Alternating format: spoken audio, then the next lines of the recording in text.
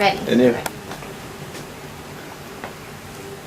ya, this the first photo you.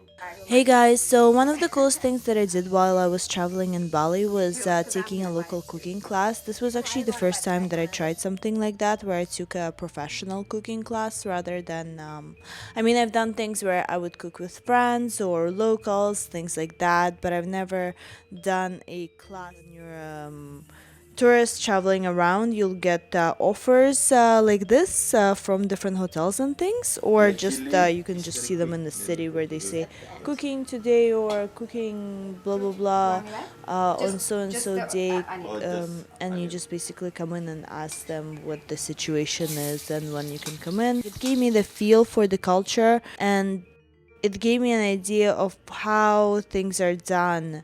Obviously, we have the chance to try all this food in different restaurants, and there are ingredients available online and things like that. So it's not like there's some huge hidden secret that you'll learn. But there are small things that people don't think to tell you, things that you wouldn't necessarily get from a book or a video.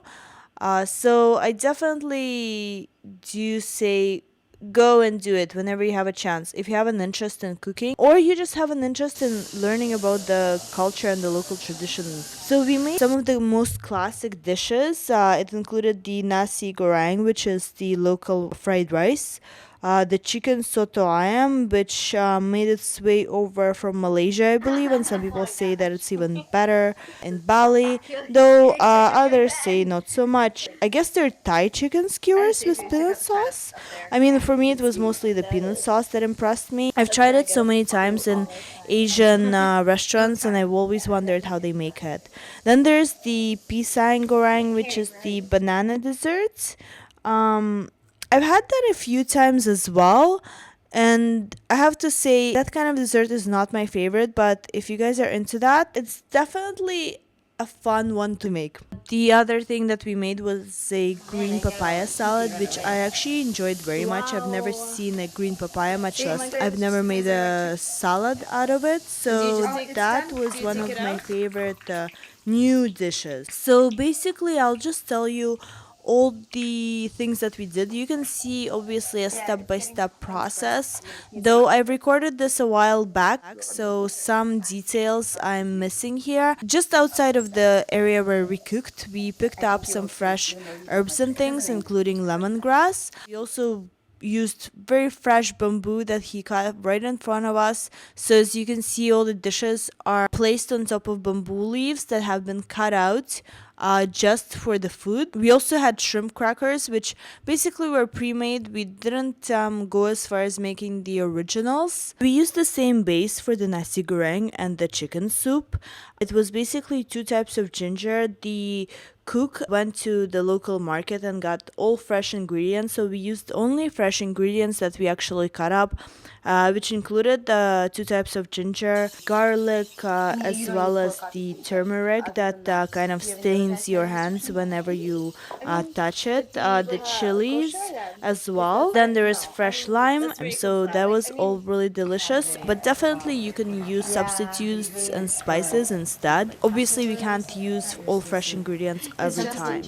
So basically for the nasi goreng, we fried up some carrots as well as some cabbage that we added after to the cooked rice. They say rice should be 1 day old, so it dries up, and that way it's easier to fry it the next day. For the base, we fried the shallots, so we cut up the shallots, the gingers, the turmeric, and the chilies, and we fried them up.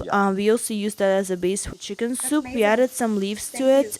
We didn't do the coconut milk. I'm attaching kind of generic recipes of what should be used, but obviously you can modify it depending on what's available to you and your own preference, obviously. For the peanut sauce, we ground up the peanuts quite a lot. We used a sweet soy sauce to mix it with, and that's a specific Indonesian sweet soy, so it's basically thicker. There's also shrimp paste that you can add. It is a long process, and he made an accent on chopping things very finely. And when we ground the peanut sauce, it actually hurt our hands so much because it takes a long time. You kind of have to make it so small. So I mean, food processors are our best friends here. Sambal, the local chili sauce, is generally served with these dishes. For the banana desserts, they recommend to use rice and tapioca flour with salt to dip the banana in, and then use the wok full of oil. You preheat it and you throw in the bananas. It's best for it to be green so it fries easier. And it's also best to use the specific type that they use in Indonesia just to make it more authentic. For the green papaya salad, it's basically the green papaya is key, lime, peanuts, salt, sugar. You can pre-melt the sugar. Lots of variations on the papaya salad.